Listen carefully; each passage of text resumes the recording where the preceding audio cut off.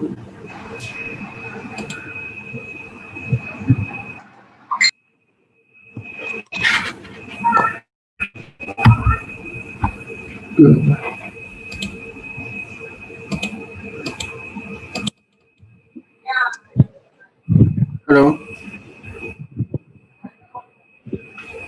Hello hello hello hello sir, আসসালামু আলাইকুম। ওয়ালাইকুম আসসালাম। আসসালামু আলাইকুম স্যার। ওয়ালাইকুম আসসালাম। ওয়ালাইকুম আসসালাম। ওকে, স্ক্রিন শেয়ারিং ঠিক আছে।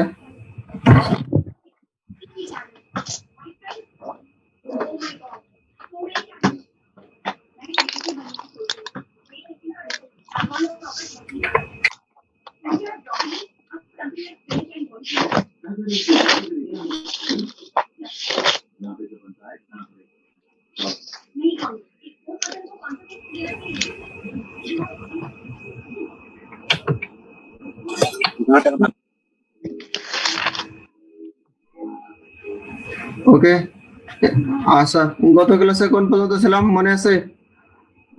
বলতে পারো গত ক্লাসে কোন পর্যন্ত ছিলাম? Sir purpose of soil exploration পর্যন্ত শেষ হয়েছিল স্যার। আচ্ছা, পারপোজ নিউ স্ট্রাকচার ছিল, নিউ স্ট্রাকচার শেষ হয়েছিল মনে হয়। জি এবার স্যার, দেখো, শুধু নিউ স্ট্রাকচার। এবার এক্সিস্টিং স্ট্রাকচারে কি হবে সেটা একটু মনিটর কি ক্লিয়ার দেখা যায়?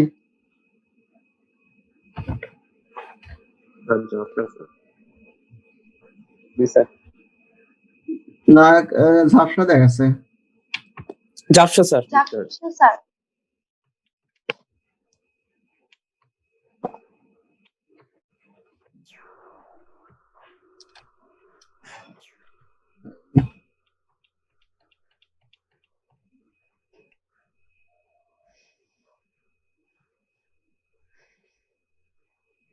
ঠিক আছে স্যার।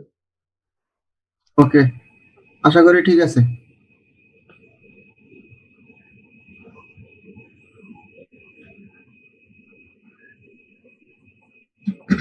এবার লিখো existing structure.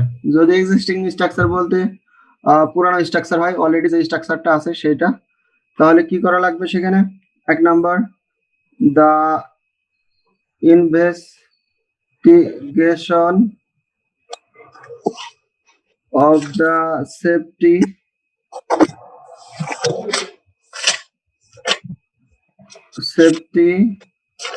of the structure. Okay, এক নাম্বার। দুই number, the prediction of settlement. The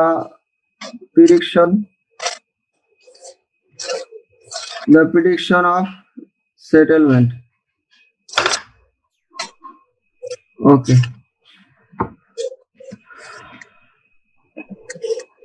তিন number, the determination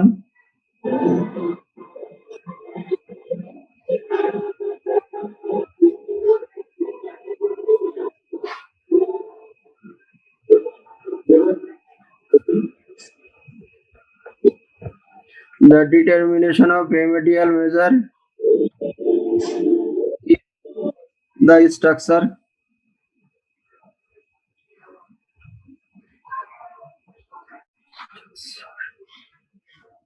is unsafe or will suffer detrimental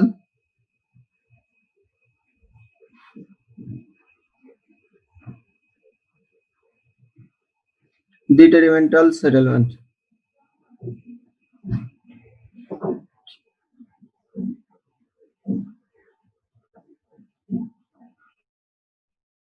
Okay. এখন দেখো, যদি এক্সিস্টিং স্ট্রাকচার হয়, investigation of the safety of the structure. এখন প্রথম যে বিষয়টা প্রথমে নিয়ে আসতে হবে সেটা হচ্ছে স্ট্রাকচারটা সেফটি কিনা। ঠিক আছে। আচ্ছা, এখন যদি সেফটি হয়, দ্বিতীয় যে বিষয় এক্সপ্লোর করা লাগবে সেটা হচ্ছে প্রিডিকশন অফ সেটেলমেন্ট। ভবিষ্যতে কি পরিমাণ সেটেলমেন্ট হবে, হ্যাঁ, বা আদৌ সারাউন্ডিং বা অন্যান্য কারেসপন্ডিং এর রেসপেক্টে সেটেলমেন্টের পরিমাণ কত হবে সেটা প্রিডিকশন করতে হবে যে ভবিষ্যতে আরো এতটুকু সেটেলমেন্ট করতে পারে। আচ্ছা, 3 নম্বরে দেখো, the determination of remedial measure if the structure is unsafe. Structure যদি আনসেফ হয় তাহলে সেটার সাফার কতটুকু হইতে পারে, আর ভবিষ্যতে ডিটেরিমেন্টাল সেটল যদি অত্যাধিক লেভেলের সেটেলমেন্ট হয় তাহলে সেটার কারণে কি পরিমাণ সাফার করবে সেটাও তোমাকে ওই সয়েল এক্সপ্লোরেশনের ভিতরে বলে দিতে হবে। তাহলে যদি এক্সিস্টিং স্ট্রাকচার হয় তাহলে আমাকে 3টা জিনিস মাথায় রাখতে হবে: আসলে বিল্ডিংটা সেফ কিনা, প্রিডিকশন অফ সেটেলমেন্টের পরিমাণ কতটুকু হবে, প্রিডিক্ট করা লাগবে যে ভবিষ্যতে আরো এতটুকু সেটেল করবে। আরেকটা বিষয়, বিল্ডিং যদি স্ট্রাকচার যদি আনসেফ হয় তাহলে যদি এক্সেসিভ লেভেলের সেটেলমেন্ট করে যায় তাহলে তার কারণে কি পরিমাণ সাফার করবে বা কি পরিমাণ ক্ষতি হতে পারে বা কি পরিমাণ ইকোনমিক লস হতে পারে সেটাও ওই সয়েল এক্সপ্লোরেশনের ভিতরে উল্লেখ করে দিতে হবে। ঠিক আছে, তাহলে মোটামুটি এই 3টা পয়েন্ট। আচ্ছা, এবার দেখো হাইওয়ে আগে কি লিখছেন বুঝি নাই। রেমেডিয়াল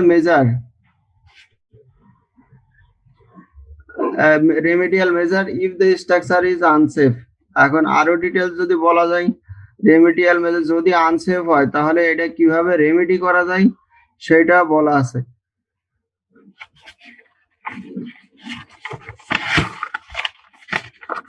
ওকে, আচ্ছা, তারপরে দেখো পরের টপিকস আছে 3 number, highway and airfield.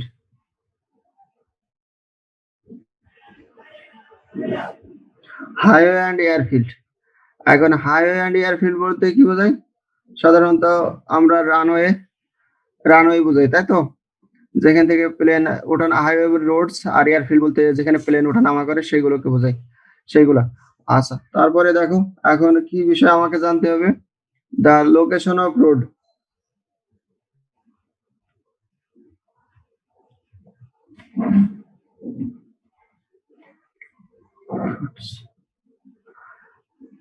and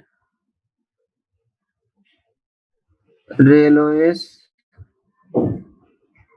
both vertically and horizontally, and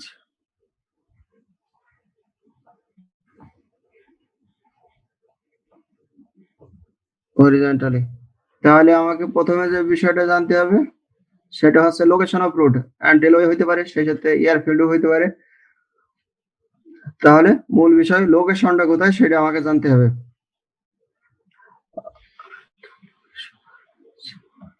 দুই number, the location and selection of borrow material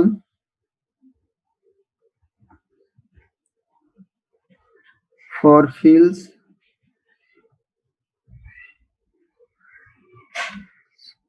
and subgrade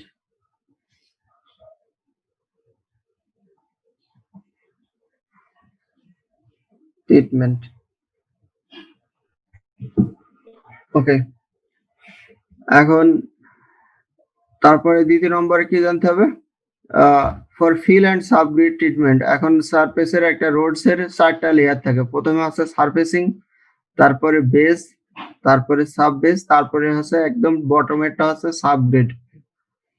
এখন যদি কোথাও থেকে মাটি নিয়ে এসে আমি মাটি ভরাট করে রাস্তা ফিল করে রাস্তা বানাতেই হয় তাহলে সেখানকে কোথায় থেকে নিয়ে আসতে হবে এবং সাইট সিলেকশন কোন জায়গা থেকে নিয়ে আসতে হবে সেটার জন্য আমাকে আগে লোকেশন চুজ করতে হবে। হ্যাঁ, তাহলে কি দাঁড়ালো শেষে, যদি কোনো রোডস এবং হাইওয়ে বা রেলওয়ে যায় করি না কেন সেখানে যদি মাটি ভরাট করা লাগে বা ফিল করা লাগে তাহলে সেইটার সিলেকশন মানে কোন জায়গায় আমি কোথা থেকে আমি মাটি নিয়ে আসবো বা তার ডিস্টেন্স কেমন হবে, কস্ট কেমন হবে, সেগুলো সব এখানে এই এক্সপ্লোরেশনের মধ্যে নিয়ে আসা লাগবে।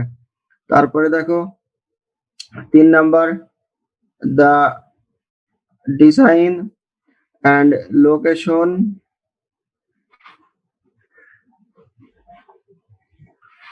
of dishes, culvert and drain। তার মানে যদি ডিশ বলতে সাধারণত যে সিস্টেম বলতে ডিশের খাঁটি বাংলা হচ্ছে ক্যানেল। এখন design and location of dishes, culvert and drain যদি এইরকম হয় তাহলে কি করা লাগবে? সেখানে যদি কোনো কালভার্ট করা লাগে বা ডিজাইন করা লাগে, এখন রানওয়ে বা রেলওয়ে যদি হয়, ইমব্যাঙ্কমেন্টের ঠিক উল্টা, ইমব্যাঙ্কমেন্ট তো দেখছো, ইমব্যাঙ্কমেন্টের নিচের দিকে কি থাকে? কালভার্ট, ড্রেনেজ সিস্টেম যদি করা লাগে, যদি এইরকম হাইওয়ে এবং এয়ারফিল্ড করার সময় বা রোডওয়ে করার সময় মাটি ভরাট করা লাগে, তাহলে সেখানে একটা ডিসেস কালভার্টের দরকার হয়, কালভার্টও দিতে হবে, যাতে দুই পাশের রোডস এর দুই পাশে যে ওয়াটার লেভেল আছে সেটা স্টেবল কন্ডিশনে থাকে। এবং ওয়াটার ড্রেন বলতে কি, যদি রাস্তা বানানো হয় তাহলে ড্রেনেজ সিস্টেমও প্রপার হতে হবে, বুঝছো? তাহলে এইগুলো তোমাকে জানতে হবে যে ডিসেস বলতে এখানে ওয়াটার ফ্লো হওয়ার অপশন, কালভার্ট বলতে ক্রস সেকশনাল ডিরেকশন বরাবর ওয়াটার একদিক থেকে আরেক দিকে পাস হওয়া, এবং যে রোড বা রাস্তা বানানো হবে সেখানে ওয়াটার পাস হওয়া, ড্রেনেজ সিস্টেম যাতে খুব দ্রুত হয় সেটাও আর চেক দিতে হবে। দ্য ডিজাইন অফ রোড এসে, তারপরে দেখো 4 নম্বর কি থাকতে হবে? The design of roadway section.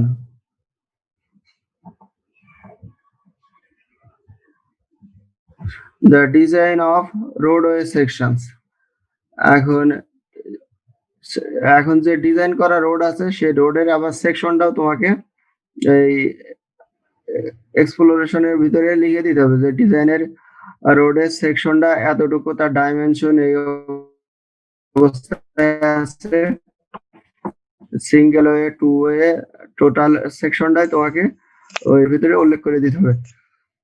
তারপরে লিখো the need and type of subgrade treatment. Need and type of subgrade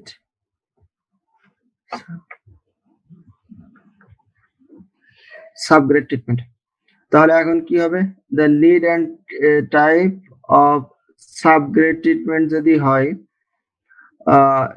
তাহলে এখন এখানে টাইপ অ্যান্ড সাবগ্রেড ট্রিটমেন্ট, এখন বলছিলাম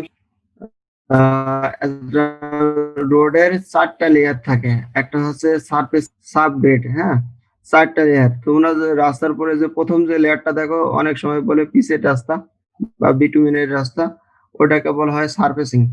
সারফেসিং এর নিচেই থাকে দেখো যে ব্রিক চিপস এর একটা লেয়ার, তারপর নিচের দিকে থাকে স্যান্ড এবং ব্রিকের বোল্ডারের একটা লেয়ার, একদম বটমে থাকে subgrade.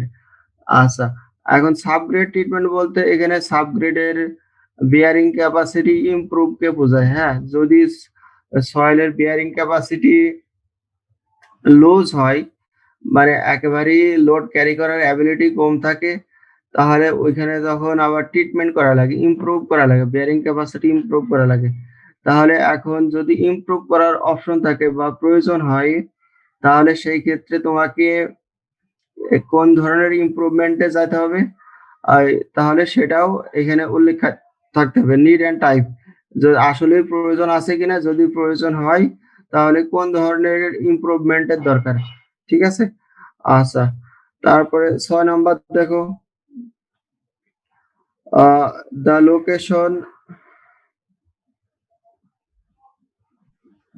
Location of local source of construction materials for bases and wiring surface.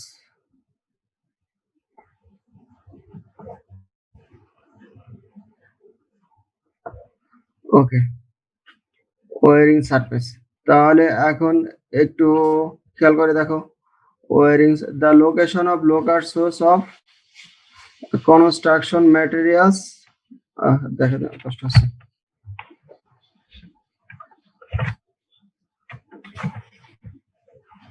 Okay, 6 number point. ওকে, আচ্ছা এবার দেখো, প্রথমে কি সবাই শুনতেছো না চলে গেছো? জি স্যার শুনতেছি। ওকে, আচ্ছা তাহলে দেখো লাস্টের পয়েন্টে তোমাকে ইনভেস্টিগেশনের ভিতরে কি উল্লেখ করতে হবে?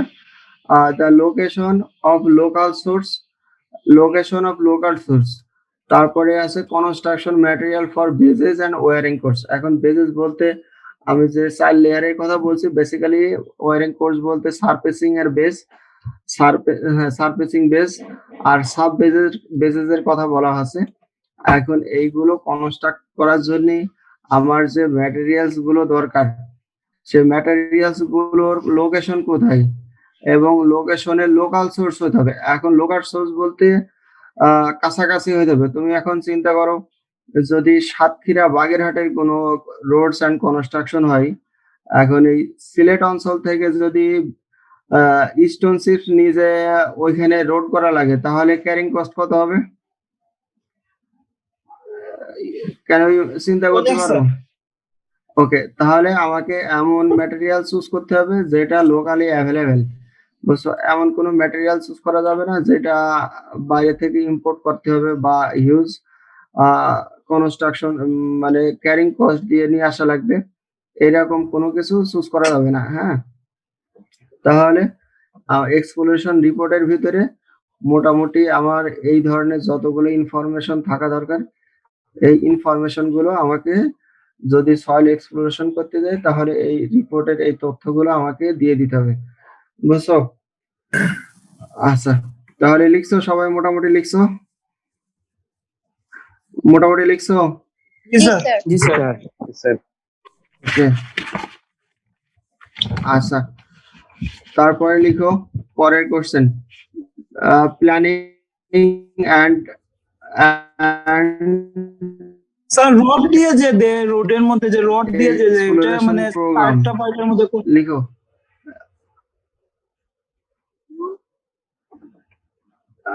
হ্যাঁ বলো বলো, শুনতেছি, তুমি বলো। বলছি যে স্যার রড দিয়ে যে রোড বানায় সময় যে রড দিয়ে যে একটা কাজ করে না, এটা মানে চারটা পার্টের মধ্যে কোন পার্টে পড়ে? ওই যে আপনি বলছিলেন সাব গ্রেড এগুলো। আচ্ছা, এখন পেভমেন্ট হচ্ছে 2 লেয়ারের, 2 রকমের। হ্যাঁ, একটা হচ্ছে ফ্লেক্সিবল পেভমেন্ট আর একটা হচ্ছে রিজিড পেভমেন্ট। বুঝছো? জি স্যার। আমার কথা বুঝতে পারছো? জি স্যার। ফ্লেক্সিবল পেভমেন্ট আর একটা হচ্ছে রিজিড পেভমেন্ট। ফ্লেক্সিবল পেভমেন্ট আর একটা হচ্ছে রিজিড পেভমেন্ট। এখন ফ্লেক্সিবল পেভমেন্ট বলতে আমরা যে বিটুইনের রাস্তা দেখি ওটাকে ফ্লেক্সিবল বলা হয়। হ্যাঁ, আর তুমি যেটা রড দিয়ে রাস্তা দেখছো ওটাকে বলা হয় রিজিড পেভমেন্ট। হ্যাঁ, এখন ফ্লেক্সিবল পেভমেন্টের কিছু সুবিধা আছে। সুবিধা কি? যদি কোথাও ডিফেক্ট দেখা যায়, খুঁত দেখা যায়, তুমি যদি ওইটুকু রিপেয়ার করো তাহলে ওইটাই সলভ হয়ে যাবে। মানে রিপেয়ার করার সাথে সাথে গাড়ি ঘোড়া চলতে পারবে। আর রিজিড পেভমেন্ট যেটা তুমি রড দিয়ে রাস্তা দেখছো, ওটা যদি কোথাও ডিফেক্ট হয় বা প্রবলেম হয় তাহলে পুরা স্ল্যাবটাই উঠাই ফেলে দিতে হবে। হ্যাঁ, আর স্ল্যাব কাস্টিং করার পরে মিনিমাম তোমাকে 28 ডেজ ওর উপর দিয়ে কোনো পরিবহন বা গাড়ি ঘোড়া মানে চলতে দেওয়া যায় না। এটার কিছু সমস্যা আছে। বুঝছো? এই কারণে ফ্লেক্সিবল পেভমেন্টটা বেশি ইউজ হয় রাস্তায়। কিন্তু ইউনিভার্সিটির ভিতরে দেখবা যে সবগুলোই রিজিড পেভমেন্ট, এই রডের যে লাইক আছে স্ল্যাবের মতো ইউজ হয়। বুঝছো? ওকে, তারপরে কোশ্চেন লিখো, প্ল্যানিং and exploration program তুমি লিখো আমি বলতেছি planning or exploration program sir আপনার স্ক্রিন স্টিল হয়ে আছে মানে আচ্ছা সমস্যা নেই আমি তো বলতেছি তুমি লিখো সমস্যা নেই screen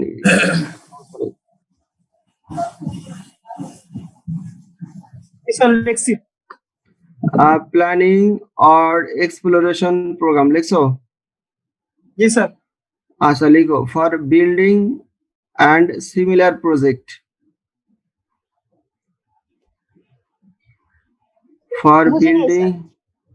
for building and similar projects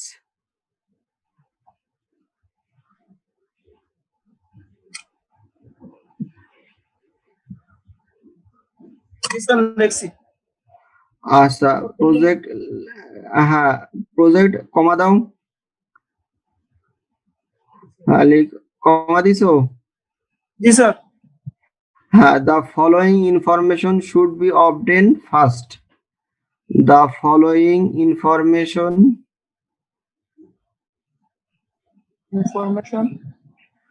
should be obtained first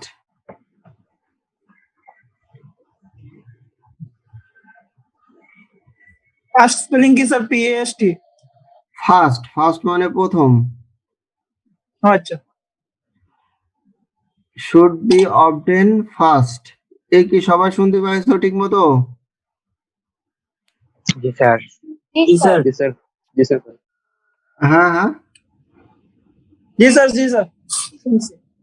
ওকে তাহলে অ্যান্সার লিখো কি কি লাগবে কি কি ইনফরমেশন আমার থাকা লাগবে অ্যাভেলেবল ইনফরমেশন এক নাম্বার দিয়ে লেখো অ্যাভেলেবল ইনফরমেশন ইনফরমেশন আচ্ছা 2 নাম্বার রিকগনাইজেন্স সার্ভে পড়ছো না রিকো RECO লিখো RECO double N A I double S ANCE reconnaissance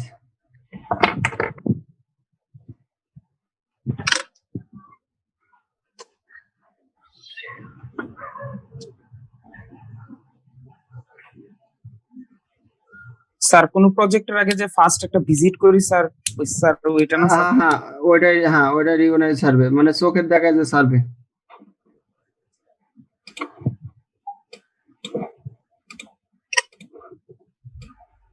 X is a reconnaissance.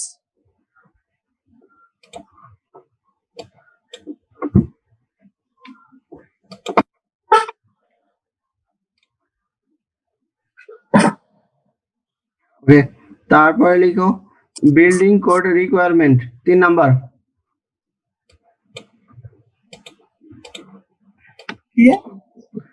Building code requirement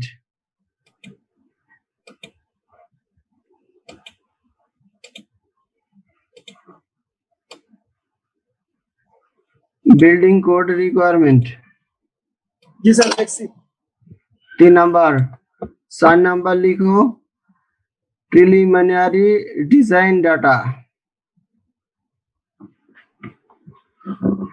preliminary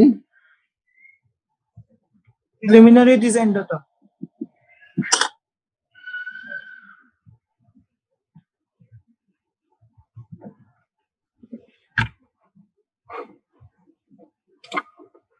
preliminary design data लिखो प्रिलिमिनरी डिजाइन डाटा लिखो जी सर लिखते जी सर ओके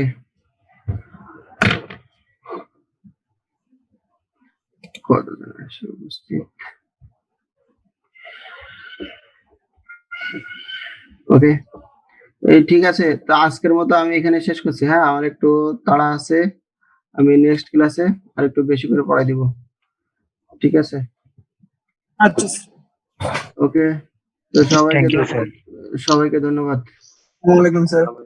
আসসালামু আলাইকুম। ওয়ালাইকুম আসসালাম। ওয়ালাইকুম আসসালাম।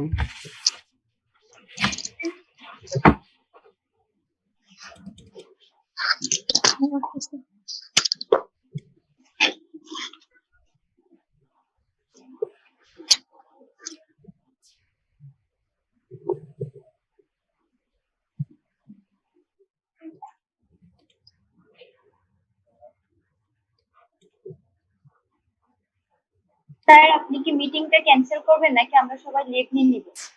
ওকে ওকে ওকে